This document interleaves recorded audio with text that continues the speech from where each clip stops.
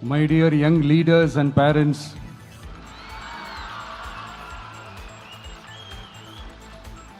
என் நெஞ்சில் குடியிருக்கும் உங்க எல்லாருக்கும் என்னுடைய வணக்கம் வணக்கம் வணக்கம் வணக்கம். Yes, young leaders and parents எல்லாரும் எப்படி இருக்கீங்க?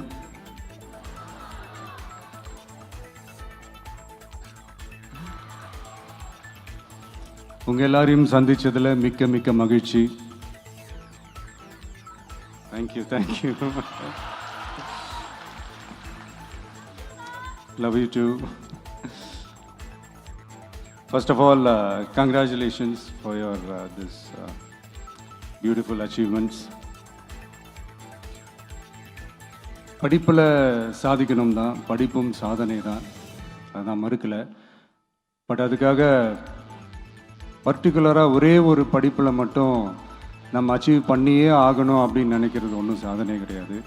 ஒரே விஷயத்தை பற்றி திரும்ப திரும்ப யோசித்து உங்கள் ஆங்ஸைட்டியை ஏற்றிக்காதீங்க. அவ்வளோ ஸ்ட்ரெஸ்ஃபுல் ஆக வேண்டிய அவசியம்லாம் ஒன்றுமே கிடையாது. இது நான் ஏன் சொல்கிறேன்னா, நீட்டு மட்டும்தான் உலகமா?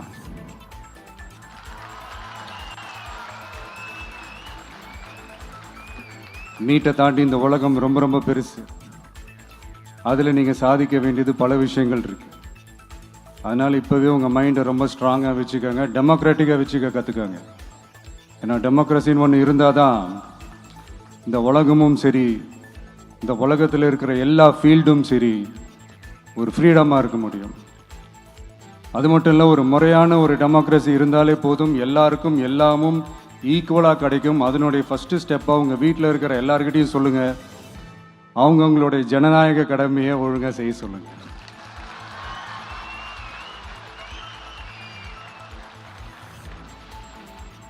ஜனநாயக கடமையை சரியாக செய்கிறதுனா அது ஒன்றும் பெரிய ஒரு விஷயம்லாம் கிடையாது, சாதாரணமான விஷயந்தான்.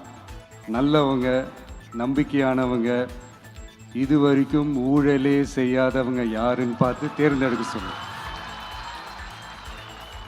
அவ்வளோதான், ஆஸ் சிம்பிள் அஸ் தட். அதுதான் அந்த கடமை. நான் ஒரு 2 years பேக் இதே ஸ்டூடெண்ட்ஸ் ஃபங்க்ஷனில் நான் சொல்லியிருந்தேன், இந்த காசு கொடுத்து ஓட்டு வாங்கி ஜெயிச்சிடலாம்னு நினைக்கிறாங்க இல்லையா, அவங்கள அந்த கல்ச்சரே யாரும் என்கரேஜ் பண்ணாதீங்க, யாரும் காசு வாங்காதீங்க, உங்கள் பேரண்ட்ஸ்கிட்டையும் எடுத்து சொல்லுங்கன்னு நான் சொல்லியிருந்தேன். அதை அப்படியே ஃபாலோ பண்ணுங்க. ஆனால் நீங்கள் வேணால் பாருங்கள், அடுத்த வருஷம் என்ன நடக்க போகுதுன்னு. வண்டி வண்டியாக கொண்டாந்து கொட்ட போகிறாங்க. அது அத்தனையும் உங்ககிட்ட இருந்து கொள்ளையடிச்ச பணம் தான். என்ன பண்ண போறீங்க? என்ன பண்ணணும்னு உங்களுக்கு கரெக்டாக தெரியும். அது நான் சொல்லி தான் புரிய வைக்கணும்னு ஒன்றும் அவசியம் இல்லை.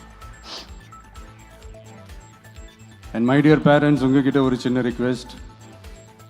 உங்கள் குழந்தைங்களோட விஷயத்தில் எதுவும் ஃபோர்ஸ் பண்ணாதீங்க, ப்ரெஷர் போடாதீங்க, எதுவும் இம்போஸ் பண்ணாதீங்க. ஃபர்ஸ்ட் ஆஃப் ஆல் அவங்களுக்கு என்ன பிடிச்சிருக்குன்றதை தெரிஞ்சுக்கிட்டு அதுக்கு ஏற்ற மாதிரி வழி நடத்துங்க.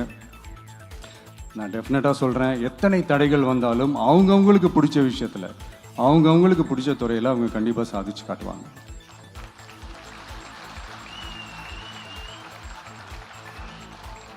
அண்ட் இன்னொரு முக்கியமான விஷயம் உங்ககிட்ட நான் ஷேர் பண்ணணும்னு நினச்சது என்னென்னா, இந்த சாதி மதத்தை வச்சு இந்த பிரிவினை வளர்க்கிற அந்த சிந்தனை பக்கமே போயிடாதீங்க. அந்த சிந்தனை உங்களையோ இல்லை உங்கள் மைண்டையோ டிஸ்டர்ப் பண்ணுற அளவுக்கு அதை அலோவ் பண்ணவே பண்ணாதீங்க. விவசாயிகள் என்ன சாதி மதம் பார்த்தா பொருளை விளைய வைக்கிறாங்க? தொழிலாளர்கள் என்ன சாதி மதம் பார்த்தா பொருளை உற்பத்தியில் ஈடுபடுறாங்க? இவ்வளோ ஏன் இயற்கை அம்சங்களான வெயில் மழையில் சாதி இருக்கா, மதம் இருக்கா? எப்படி இந்த போதை பொருட்களை எப்படி நம்ம அறவே ஒதுக்கி வைக்கிறோமோ, அதே மாதிரி இந்த சாதி மதத்தையும் ரொம்ப ஸ்ட்ரிக்டாக தூரமாக, எவ்வளோக்கு எவ்வளோ தூரமாக அதை ஒதுக்கி வைக்கிறீங்களோ அவ்வளோக்கு எவ்வளோ அதை தூரமாக ஒதுக்கி வச்சுருங்க. அதுதான் எல்லாருக்குமே நல்லது. ஏன்னா இப்போ ரீசெண்ட் டைமில் பார்த்தீங்கன்னா தந்தை பெரியார் அவர்களுக்கே சாதி சாயம் பூச ட்ரை பண்ணுறாங்க. ஒன்றிய சிவில் சர்வீஸ் எக்ஸாமில் கூட சாதி சாயம் பூசுகிற மாதிரி ஒரு கேள்வி ஒன்று கேட்டு வச்சிருக்கிறாங்க. இதையெல்லாம் வன்மையாக கண்டிக்கிறோம்.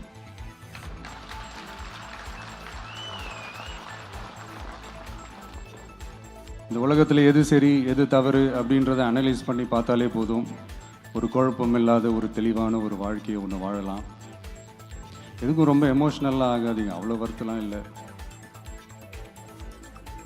டெக்னிக்கல் அண்ட் சயின்டிஃபிக் அப்ரோச்சோடவே திங்க் பண்ணுங்கள். ஏன்னா வரப்போகிற இயர்ஸில் ஆல்ரெடி வந்துட்ட இந்த ஏஐ ஆர்டிஃபிஷியல் இன்டெலிஜென்ஸ் உலகத்தை எதிர்கொள்கிறதுக்கு அதுதான் ஒரே வழி. Sky is vast and wide and you have strong wings. So feel free to fly like a bird with courage, conviction and confidence.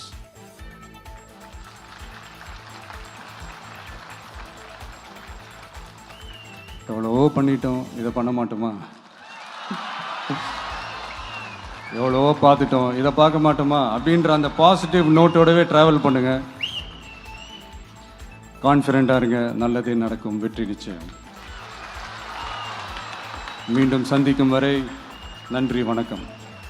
நான் அடுத்த செட் ஆஃப் ஸ்டூடெண்ட்ஸ் கூட நான் நெக்ஸ்ட் வீக் போல் நான் meet பண்ணுறேன். ஸோ அவங்களுக்கும் சேர்த்து இன்றைக்கி நான் பேசினதாகவே இருக்கட்டும். ஏன்னா ஒவ்வொரு வாட்டியும் இந்த மாதிரி நான் அட்வைஸ் பண்ணிகிட்டு இருந்தேன்னா நல்லா இருக்காது, உங்களுக்கும் போர் அடிச்சிடும்.